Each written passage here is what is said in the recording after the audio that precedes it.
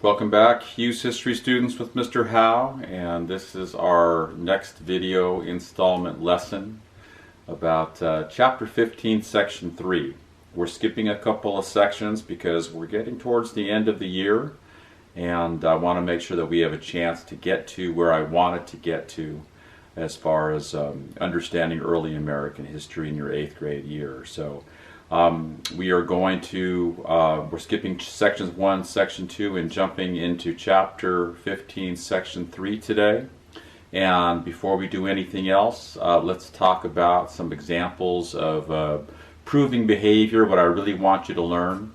And also I want to go over a couple of things that we have to skip in chapter 15, sections 1 and 2, so you understand what happens in chapter 15, section 3. So let's do that first. So let's take a look at the main objectives and the proving behavior.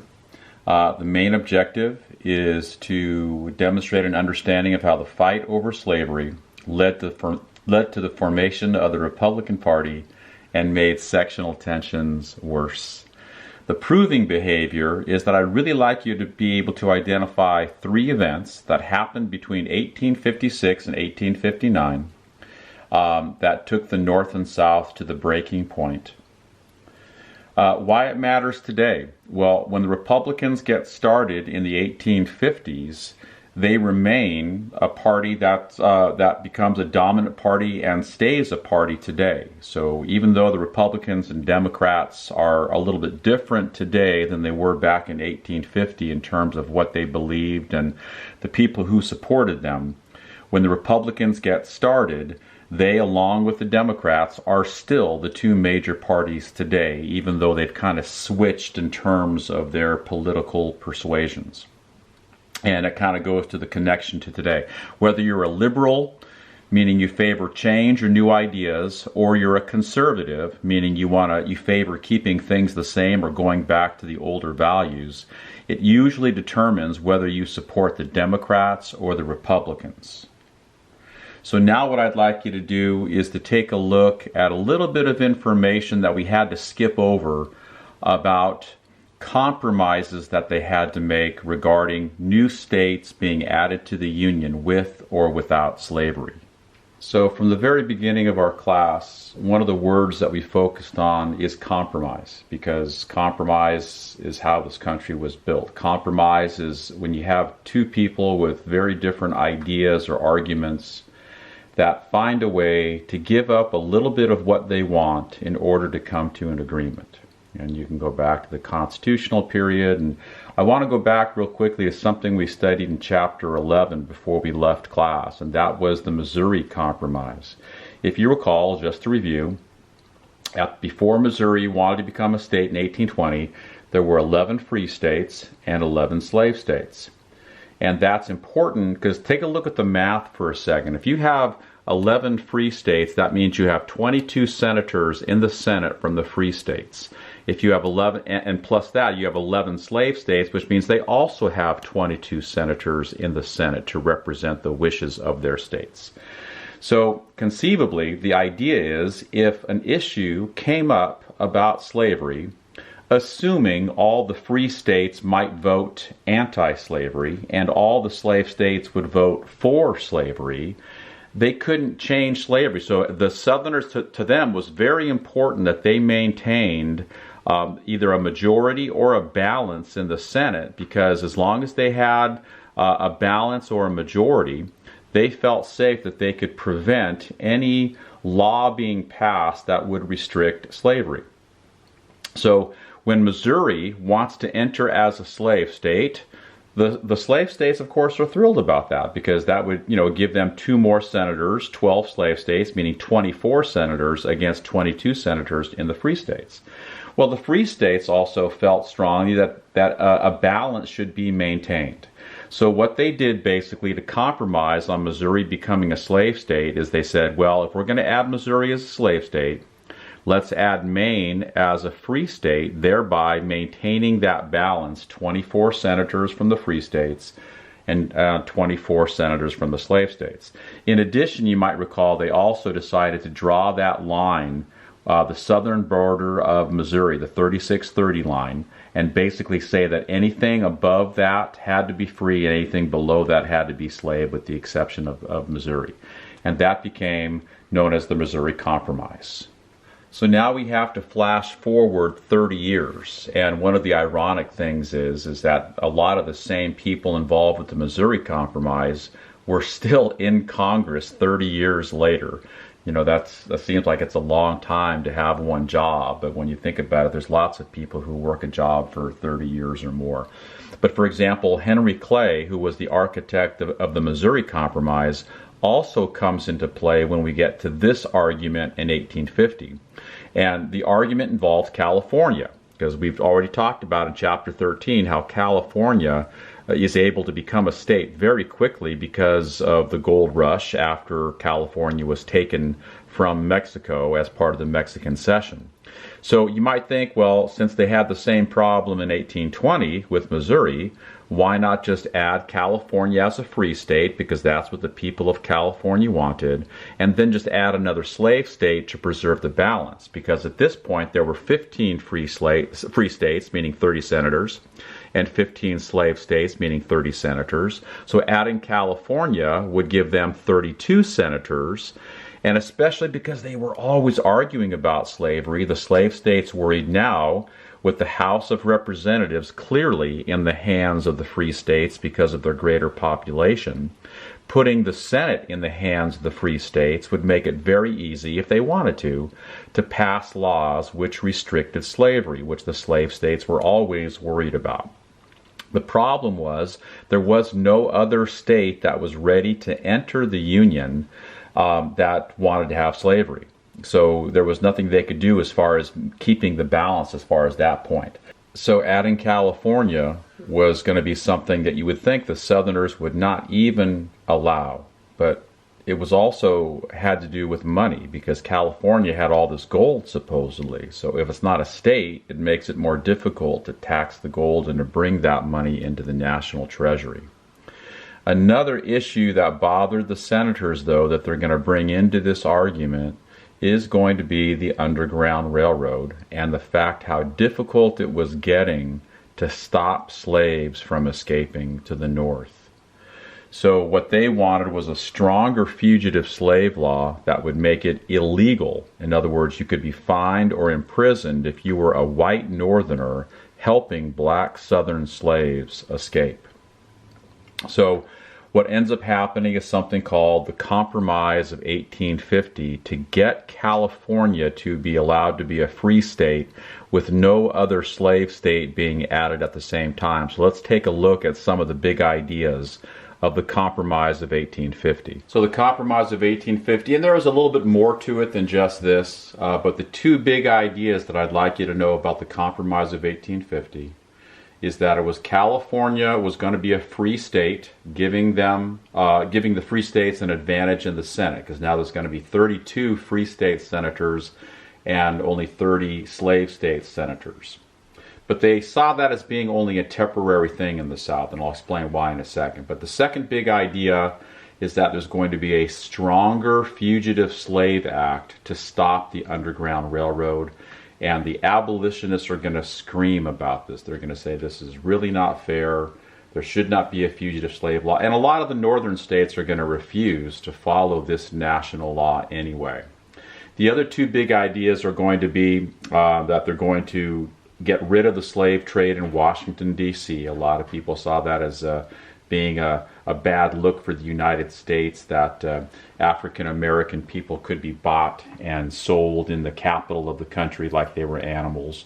That's going to end. And also what the slave states wanted was that instead of following the rules of the Missouri Compromise 30 years before, they're going to open up the territories of New Mexico and Utah to allow slavery if the people there, meaning the men, who vote for it. So that's going to change the Missouri Compromise, and a lot of people are going to argue against that, saying, why are we changing something that was clearly working when we already said these territories can't have slaves or can have slaves, and all of a sudden we're going to open this up to voting, and that's going to cause a lot of fighting and battling and arguing in some of these new territories as far as whether or not they should allow slavery or be a free territory.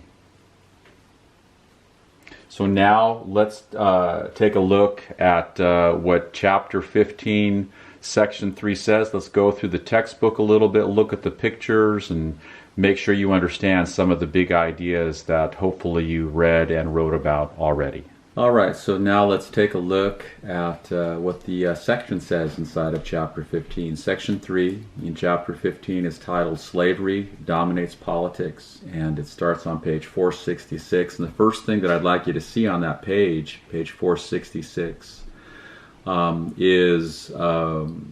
looks like it's some kind of medal that was created by the Republican Party that shows what they stood for and goes along with their campaign slogan. The first candidate for the Republicans was a guy named John C. Fremont, somebody that we studied in chapter 13 because he was one of the Americans fighting for California's freedom from Mexico and was part of that Bear Flag Republic, Bear Flag Revolt. And on that medal it says, "Free soil, free speech, free labor, Fremont."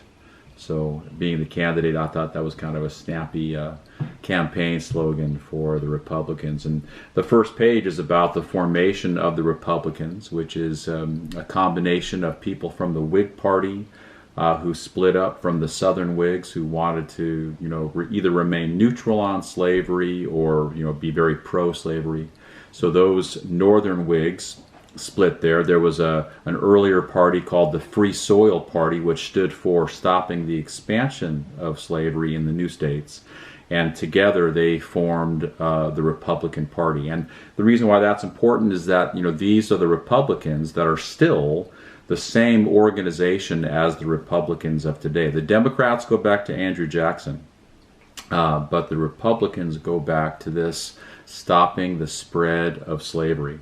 And one of the ironic things that a lot of students notice is that the Republicans and Democrats of today, even though they're the same organizations, they're different in what they stand for. To be liberal on something means that you believe in changes and you believe in new ideas to solve problems. To be conservative usually means to either keep things the same or maybe do a little bit better job of what we're doing right now. Or to go back and try the old-fashioned ways. And today, clearly the Democrats are considered the liberal party, and the Republicans are considered the conservative party. I mean, think about Trump's famous campaign slogan, "Make America Great Again," meaning let's go back to the good old days when America was great. That shows that they're conservative values, and the Republicans are known for their conservative values. At this time in history, in the 1850s, the Democrats were the conservatives. They were the ones that most Southerners gravitated to as far as, the Democratic Party, keeping slavery, keeping it the same, allowing states to have slavery just like in the good old days kind of thing. And the Republicans were the party of change. They were the ones that were saying, no, we need to stop the expansion of slavery. So that's going to be kind of a big change. So it is interesting how over time the political spectrum has changed as far as what it means to be a Republican, what it means to be a Democrat. And in the election of 1856, the Republicans did not win the election. However, they did win more votes than the Democrats in 11 northern states. They won electoral votes, which showed that they were a growing, powerful party in 1856. But the Democrats win. They had nominated James Buchanan, a career politician, who was widely regarded now as being one of the worst presidents in American history. And we'll talk about why in a few moments, but he's at the bottom when they rank the presidents. Usually Lincoln is at the top, and Buchanan, the president right before Lincoln, is at or at least near the bottom. So there's a cool little inset called Now and Then about third-party candidates. we have had many parties, but usually there's almost throughout all American history only two strong parties at a time. But there have been third parties that have come along to kind of challenge the other two. And it talks about how third party candidates usually draw support away from one of the two major parties and allows the other party that's not being drawn from to win elections. You can even go back to 2016, and a lot of people think that if Jill Stein hadn't pulled people from the Democratic Party to vote for the Green Party that year, then Trump would not have won the election in 2016. That's debatable. Same thing in 2000 when George W. Bush defeats Al Gore. In fact, in this inset, it talks about Ralph Nader, who was another Green Party candidate that drew Democratic voters away from Al Gore to vote for Ralph Nader, and that had a big effect. I mean, Al Gore probably would have won the election of 2000 had not Ralph Nader drawn Democratic supporters away from Al Gore. And once again, you could probably also blame Al Gore for that, for not being able to keep those Democratic voters from voting for Ralph Nader. At the bottom of the page, on page 467, it talks about the case of Dred Scott. Now, some of you guys have an advanced knowledge of Dred Scott, because I know that was your court case that you had to read and learn about. But it talks about the court case on page 467, goes on to page 468, and the decision is widely regarded as being one of the worst decisions in American history. If you take a look, there's a portrait of what Dred Scott looked like. Someone did a painting of him. There's a painting of the Supreme Court Chief Justice Roger Taney. When we studied this court case as part of our Supreme Court decision project, we talked about how Roger Taney was on his way to being one of the greatest Supreme Court Chief Justices of all time. Right up there with John Marshall. He would have been talked about with Charles Evans Hughes, the person our school is named after. But because of this decision, and because of the racial aspects of how Taney made his decision, saying that African Americans had no rights that white men had to respect, and that not only were slaves not citizens, he said basically that all African Americans, slave or free, were not citizens. And that's going to be a problem. So because of that decision, of course, Roger Taney is not looked upon as being as great as a Chief Justice as he would have been if he had not been part of this decision. This section also pays a lot of attention to the debates. In a Senate election, normally if it's not in your state, you don't really care about Senate elections. And back in these days, it was very different how senators got elected anyway. But the reason why they pay so much attention to the Lincoln-Douglas debates, who were challenging each other to be a senator from the state of Illinois, is because it's the beginning of the rising star of Abraham Lincoln. And his when he debates Douglas for the U.S. Senate, an election that Lincoln loses. You know, Lincoln loses a lot of elections before he finally does win the presidency in 1860. But this is an example of Lincoln losing an election. But he argues so passionately against slavery, and especially against the spread of slavery, that his speeches get republished in newspapers all across the country. And in the North, he starts to become a well-known politician. In the South, he becomes a villain, of course, because he's the bad guy arguing against slavery. But this is the beginning of where people across the country, normally you only hear about a senator from a state inside of that state. But Abraham Lincoln becomes one of the rising stars in the country regarding people who were against slavery, at least against the expansion of slavery. You know, a lot of people have questions about Lincoln. You know, why is he the greatest president or why is he regarded as the greatest president? And part of it is because he was a great politician, but he also had some interesting thoughts about slavery. In his opinion, don't forget he was a lawyer, and a contract lawyer, as he was, is going to believe in the most important contract in the country is the Constitution of the United States. And slavery was allowed by the Constitution.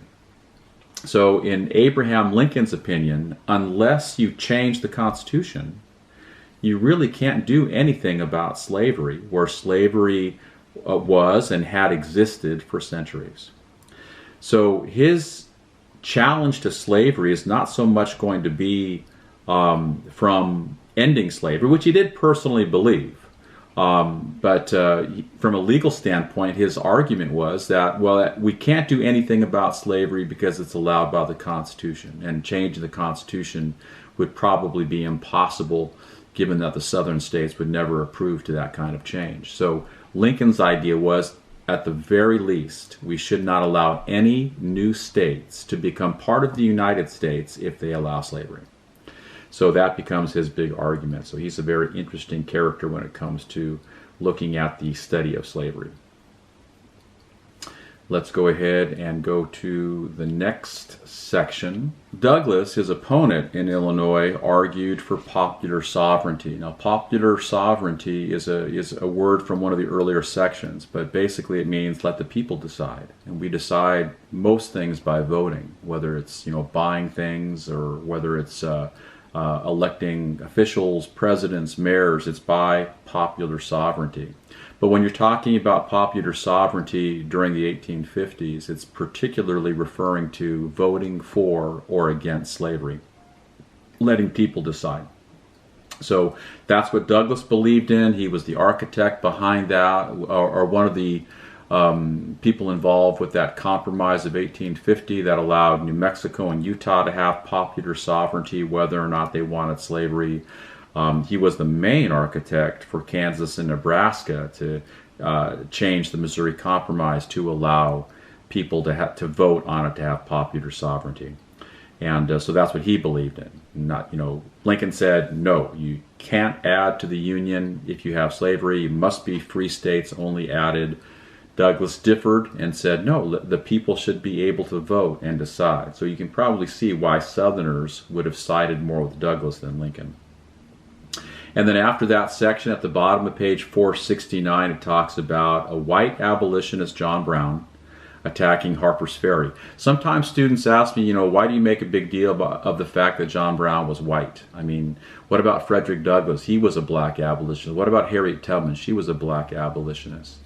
I'm not really making a big deal of a white abolitionist, but to the Southerners, this was a big deal.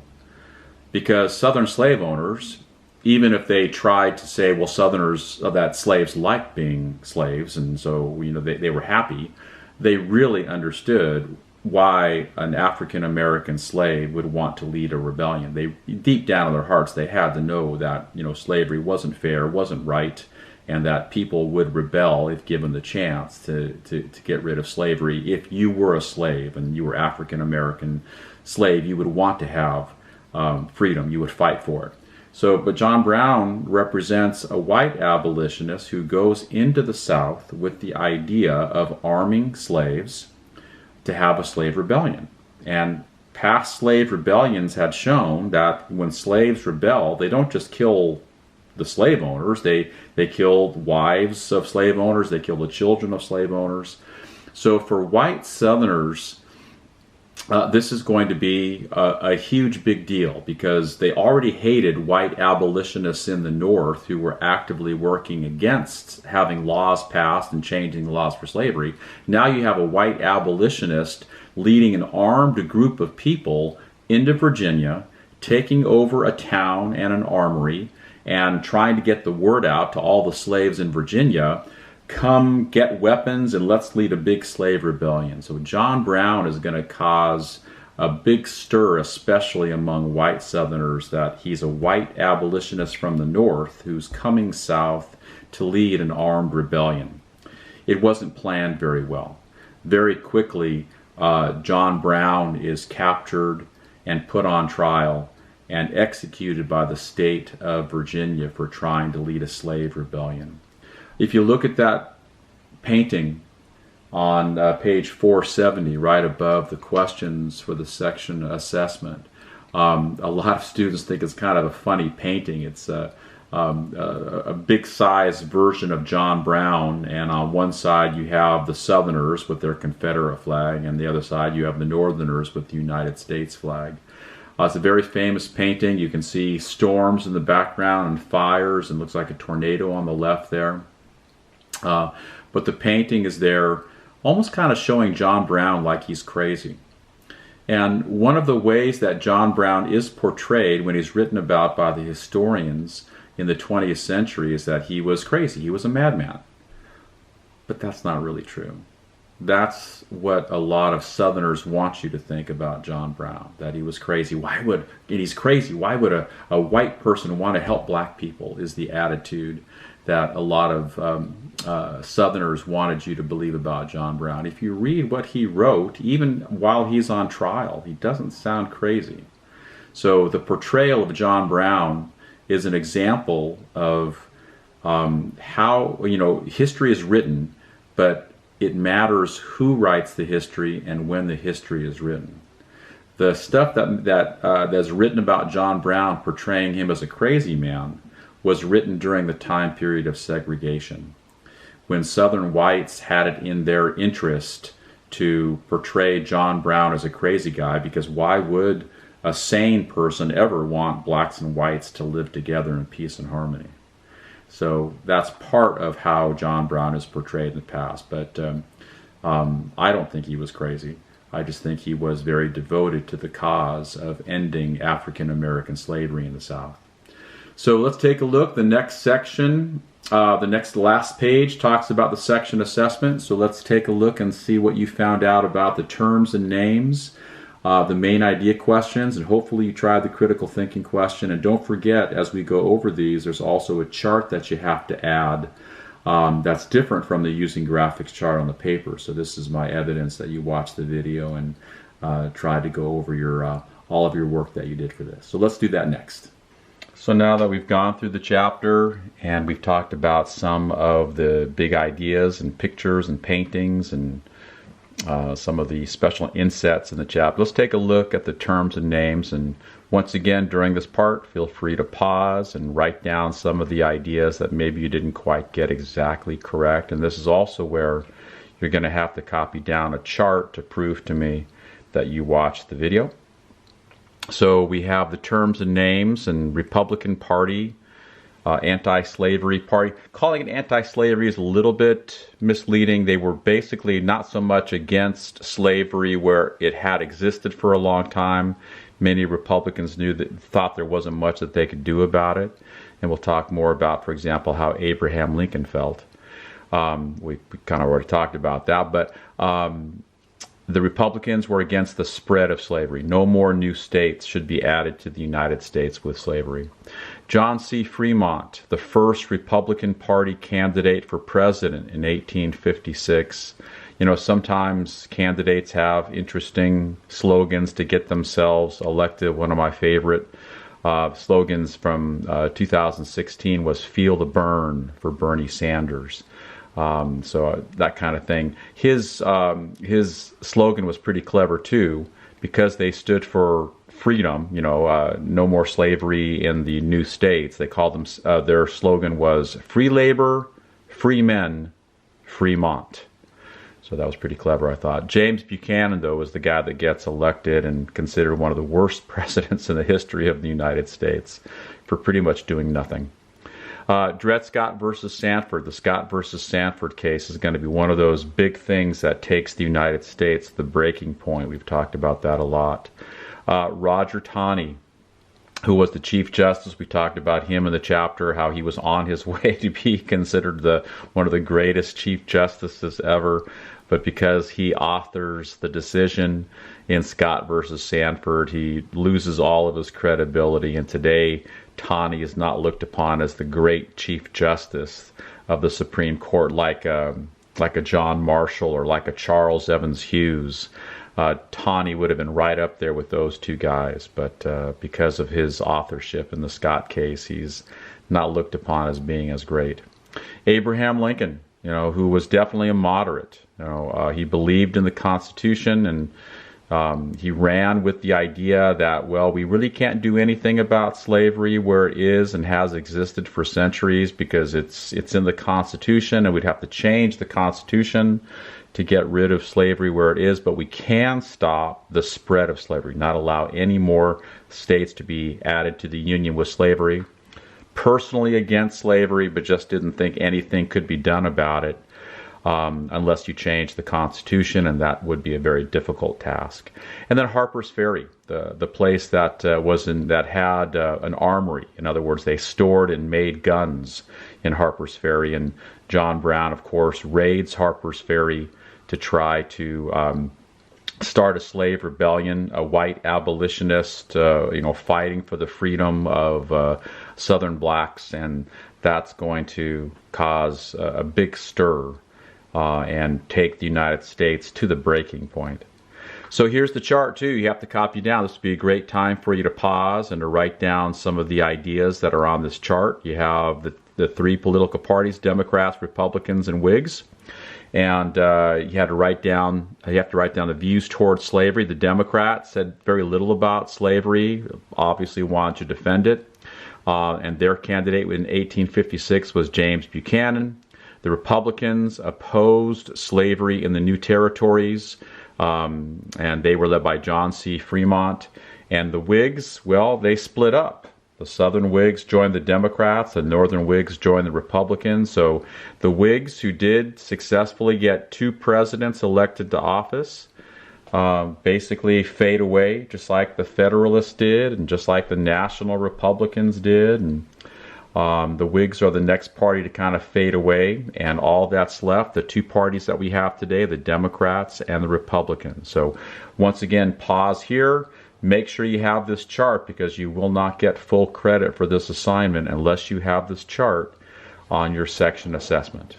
And then we have the main idea questions. As we go through each question, you may want to pause again and write down some of the ideas that maybe you missed as you were doing the reading and answering the questions on your own.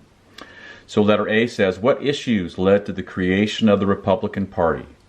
The Republican Party was formed from Northern Whigs and other smaller parties, including the Free Soil Party.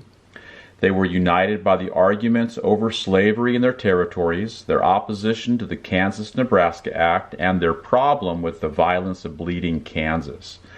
The Kansas-Nebraska Act came after the 1850 Compromise. That was the one that said, just like New Mexico and Utah can vote to decide if they want slavery, the Kansas-Nebraska Act did the same thing for the areas north of that 3630 line, thereby even further changing the Missouri Compromise of 1820. So pause here and add those details if you need to.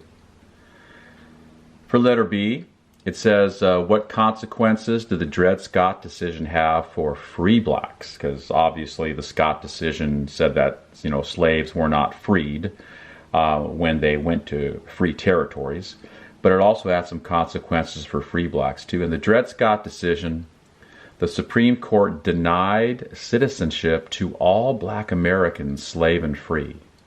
Chief Justice Roger Taney said that blacks had no rights that white men had to respect. And don't forget, when the Supreme Court makes a decision, it's like a law. So that's why this decision, the Scott decision, is going to have such far-reaching consequences. The Southerners are going to love it. The abolitionists in the North are going to hate it. And even a lot of Northerners who really didn't care one way or another about slavery are going to start asking the question, well, wait a second, we don't want to have slavery here. Does that mean we have to allow slavery in our territory? I mean, they would argue, I don't care if those silly Southerners have slavery. They're thousands of miles away, but I don't want to have slavery here. So the Scott decision is going to have a lot of big effects. But I guess in one way, it's one of the reasons that the 14th Amendment had to be added to the Constitution. Because if you're going to say, if the Supreme Court says that blacks aren't citizens, you're going to have some way of fixing that. And one way you can fix a poor Supreme Court decision is to add it to the Constitution. Because if it's in the Constitution, it can't be unconstitutional. So that's one of the reasons why they added the 14th Amendment. When slavery is over and the Civil War is over, one of the first things they have to fix is this decision. And so they added the 14th Amendment to the Constitution, which stated all people born in the United States are citizens and entitled to, quote, equal protection of the law, end quote. One of the most important amendments ever added to the Constitution, because it's going to be this amendment which eventually leads to the ending of segregation. It promotes women's rights if they're citizens. How come women can't vote? That they're not being equally protected. So the 14th Amendment is one of those amendments, which is one of the most important amendments added, right up there with the First Amendment and the Fifth and Sixth Amendments, which protect people when they're arrested by the police. Then you get to letter C, and letter C addresses the importance of what happened with John Brown, his attack on Harper's Ferry.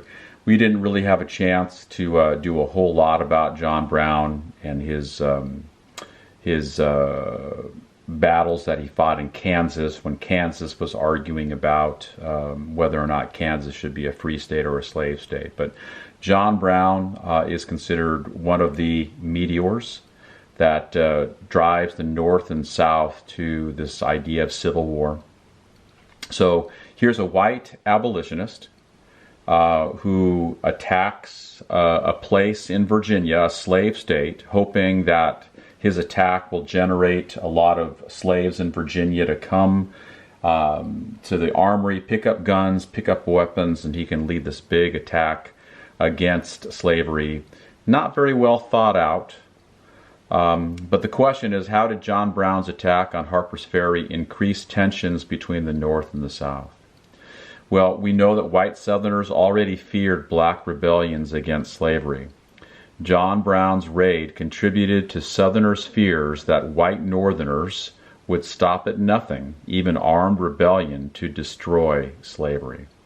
He's going to be called a terrorist in the South. Well, they didn't use the word terrorist at this point in history, but the equivalent of a terrorist. But to the Northerners, he's going to be a hero. I'll clarify that. To the Northern abolitionists, he's going to be a hero.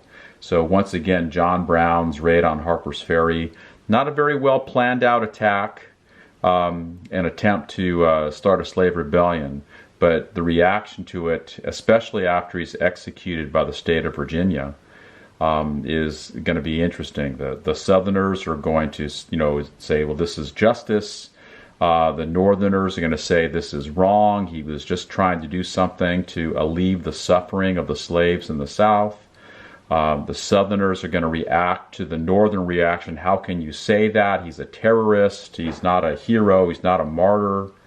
So it really kind of stands as a symbol of how divided Northerners and Southerners were on the issue of slavery when you look at John Brown. And we kind of talked about the issues of how John Brown was written about during the past century. So the critical thinking question.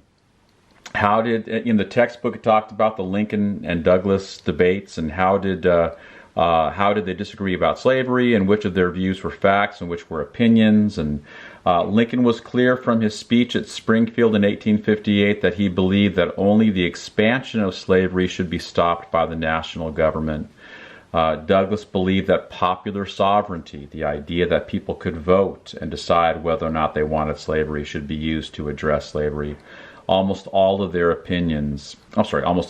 statements were opinions in that chapter. So that would be a good answer for the critical thinking question if you extended yourself a little bit. So let's think about what we've done so far today, and especially going back to the proving behavior. The proving behavior, don't forget, was for you to be able to identify 3 things that brought the United States to the breaking point. And the first thing I really want you to remember is that during this time period, the Republican Party gets started, and it's related to the Republican Party that we have today. And the reason why the Republicans are going to be part of the things that takes the country to the breaking point is that the Republicans are going to be staunchly against the expansion of slavery. They didn't necessarily stand for ending slavery, but they were clearly against not allowing any more states to be added to the Union that would allow slavery in their states, and that's going to drive the Southerners crazy. It's going to be the end of the Southern Whigs. The Whig Party is going to fade away, and almost all of the Southerners are going to become Democrats who are going to fight to keep slavery and to keep the right to expand slavery if the people there want it. The second big idea is going to be the Dred Scott decision, considered one of the worst decisions in American history. Southerners loved it because it said basically states could not restrict slavery and that African Americans were not citizens and had no rights. So that's going to inflame a lot of the abolitionists in the North. We're going to say, what a terrible decision. And it's even going to make a lot of Northerners who were kind of like, well, I don't really care about slavery, lean towards the abolitionist idea, or at least lean towards the Republican idea of not allowing the expansion of slavery in any other new states that were to be added to the Union. And the third is going to be what some historians called the meteor. Just like a lot of scientists think a meteor caused the end of the dinosaurs and changed the Earth. John Brown's raid on Harper's Ferry is going to cause that type of explosion, either against John Brown or for John Brown. John Brown is going to be looked at as a terrorist in the South. And among the abolitionists in the North, he's going to be a hero. He's going to be a martyr, a white abolitionist giving his life for the freedom of the slaves.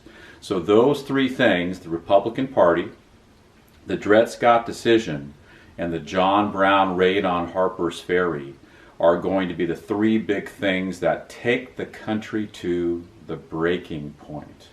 And then, of course, you have the rising star of a politician from Illinois named Abraham Lincoln. And when he becomes the leader of the Republican Party in 1860, that's going to take the United States to secession. So that's it for today. Hope you enjoyed something. Hope you learned something. Don't forget to subscribe and ring that bell. We'll see you next time.